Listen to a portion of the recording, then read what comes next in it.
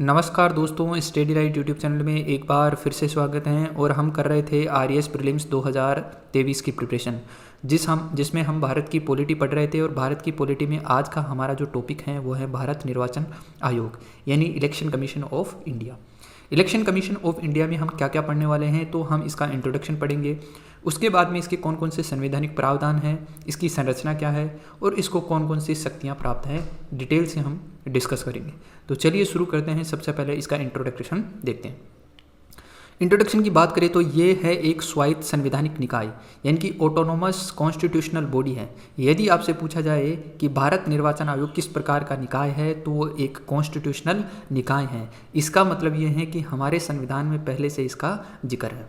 और कहाँ पे जिक्र है, तो भाग 15 है हमारे संविधान का। उसमें अनुच्छेद 324 से लेकर 329 तक हमारे भारत निर्वाचन आयोग का जिक्र है। भारत में संघ यानी जो केंद्र के और राज्य चुनाव प्रक्रिया का संचालन करने की जिम्मेदारी इस ईसीआई की है, भारत निर्वाचन आयोग की है। यदि आपसे पूछा जाए कि इसकी स्थापना कब की गई थी, 25 जनवरी 1950 के दिन इसकी स्थापना की गई थी। सचिवालय की बात करें तो नई दिल्ली में इसका सचिवालय है। और जो भारत निर्वाचन आयोग है वो कौन कौन से चुनाव करवाता है, तो वो लोकसभा, राज्यसभा, राज्य विधानसभाओं, राष्ट्रपति और उपराष्ट्रपति के चुनाव करवाता है। याद रखना, राज्य विधानसभाओं के चुनाव की जिम्मेदारी भी भारत निर्वाचन आयोग की है। जो राज्य निर्वाचन आयोग है, राज्य निर्वाचन आयोग की जिम्मेदारी केवल और केवल जो लोकल बॉडीज होती है यानी जो पंचायत और जो शहरी निकाय हैं उनके चुनाव करने की जिम्मेदारी है। बाकी चुनाव भारत निर्वाचन आयोग की हैं। नेक्स्ट बात करते हैं हम इसके कौन कौन से संवैधानिक प्रावधान हैं। तो संवैधानिक प्रावधान की बात करें तो सबसे पहला जो आर्टिकल है वो है 324। 324 में ये लिखा हुआ है कि चुनाव का अधीक्षण यानी देखरेख करना, निर्देशन करना और नियंत्रण करना ये चुनाव आयोग में निहित है या चुनाव आयोग की जिम्मेदारी है।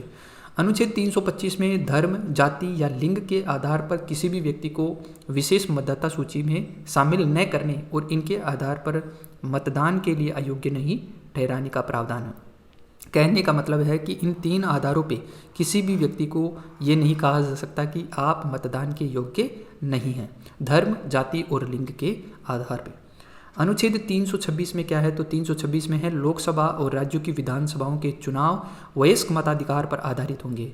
यानी जो व्यक्ति 18 वर्ष या 18 वर्ष से ज़्यादा उम्र का है वह लोकसभा और राज्य की जो विधानसभाओं के चुनाव है उनमें पार्टिसिपेट कर सकता है।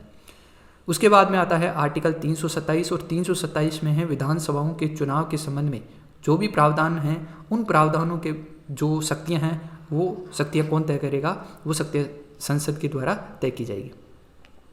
328 में ऐसे विधानमंडलों के चुनाव के संबंध में प्रावधान करने के लिए राज्य विधानमंडलों के पास शक्ति है। 327 में शक्तियां हैं संसद के पास और 328 में हैं विधानमंडलों के पास में। इसके बाद में आता है आर्टिकल 329। आर्टिकल 329 में चुनावी मामलों में अदालतों के हस्तक्षेप पर रोक लगाया गया। यानी कि यदि चुनाव में किसी भी प्रकार का कोई मामला आता है तो ऐसे मामले अदालतों में नहीं जा सकते।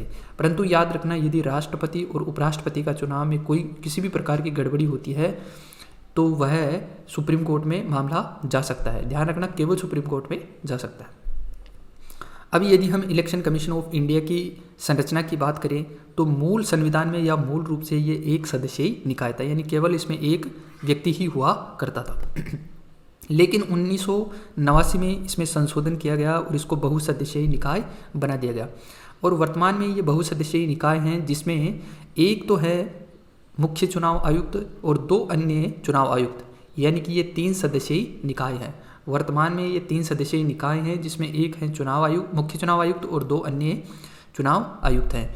और इन तीनों की ही नियुक्ति कौन करता है, राष्ट्रपति के द्वारा की जाती है। इन तीनों के कार्यकाल की बात करें तो 6 साल या 65 वर्ष की आयु, जो भी इन दोनों में से पहले हो जाए वो इनका कार्यकाल होगा। सर्वोच्च न्यायालय के न्यायाधीशों के समकक्ष दर्जा प्राप्त है और समान वेतन एवं भत्ते, यानी कि चुनाव आयुक्त के जो ये तीनों मेंबर हैं इनको सर्वोच्च न्यायालय के जो न्यायाधीश हैं उन्हीं के समान दर्जा प्राप्त हैं। उनको जितना वेतन मिलता है इनको भी उतना ही वेतन मिलेगा। निष्कासन की बात करें यानी हटाने की बात करें तो एक तो है कि ये अपना त्याग पत्र दे सकते हैं, दूसरा यह है कि सर्वोच्च न्यायालय के न्यायाधीशों को हटाने की प्रक्रिया जो है वो वही प्रक्रिया इनको हटाने के लिए एप्लीकेबल है, वही प्रक्रिया इनको हटाने के लिए अपनाई जाती है। बात करते हैं इसकी क्या क्या सीमाएं हैं। तो सीमाओं के बारे में देखो, संविधान में चुनाव आयोग के सदस्यों की योग्यता का निर्धारण नहीं किया है। वेरी इंपॉर्टेंट है, संविधान में चुनाव आयोग के जो सदस्य हैं उनकी योग्यता का निर्धारण नहीं किया गया कि उनको कौन सी शिक्षा प्राप्त करनी है, उनको कौन सा जो भी है प्रशासनिक है या न्यायिक है या कानूनी है, किसी भी प्रकार की योग्यता का निर्धारण नहीं किया गया है। संविधान में चुनाव आयोग के सदस्यों के कार्यकाल को भी निर्दिष्ट नहीं किया गया है। इनका जो कार्यकाल है वह संसद के द्वारा निर्धारित किया जाता है। जो 6 वर्ष या 65 वर्ष का जो कार्यकाल है वह संसद के द्वारा निर्धारित किया गया है। संविधान में सेवानिवृत्त हो रहे चुनाव आयुक्तों को सरकार द्वारा किसी और नियुक्ति से भी वंचित नहीं किया गया है। सपोज कि जो चुनाव आयुक्त है, तीनों मुख्य चुनाव आयुक्त और 2 अन्य चुनाव आयुक्त, वह यदि उनका कार्यकाल पूरा हो जाता है तो वह कहीं और काम कर सकते हैं, उससे वंचित नहीं किया गया है। संविधान में इसका कोई भी जिक्र नहीं है। अब बात करते हैं हम इसकी शक्तियों की कि किस किस प्रकार की शक्तियाँ प्राप्त है। तो सबसे पहले हम बात करेंगे प्रशासनिक शक्तियों की। संसद के परिसीमन आयोग अधिनियम के आधार पर देश भर में चुनाव निर्वाचन क्षेत्रों का निर्धारण करने की जिम्मेदारी भारत निर्वाचन आयोग की है। जो भी कॉन्स्टिट्यूएंसी है उन कॉन्स्टिट्यूएंसी का निर्धारण कौन करेगा? भारत निर्वाचन आयोग करेगा। इसके अलावा मतदाता सूची तैयार करना और समय समय पर उनका संशोधन करना तथा सभी पात्र मतदाताओं को पंजीकृत करना भी किसकी जिम्मेदारी है? भारत निर्वाचन आयोग की। इसके अलावा राजनीतिक दलों को मान्यता प्रदान करना और उन्हें चुनाव चिन्ह आवंटित करना, यह भी जिम्मेदारी इसी की है। इसके अलावा चुनावों में आदर्श आचार संहिता का सख्ती से पालन करवाना और इसके माध्यम से राजनीतिक दलों के लिए चुनाव में समान अवसर सुनिश्चित करने का भी काम ईसीआई ही करता है।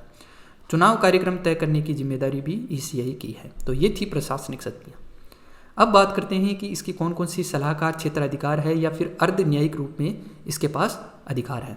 तो संसद और राज्य विधानसभाओं के मौजूदा सदस्यों के चुनाव के बाद अयोग्यता के मामले में आयोग के पास सलाहकार अधिकार क्षेत्र है।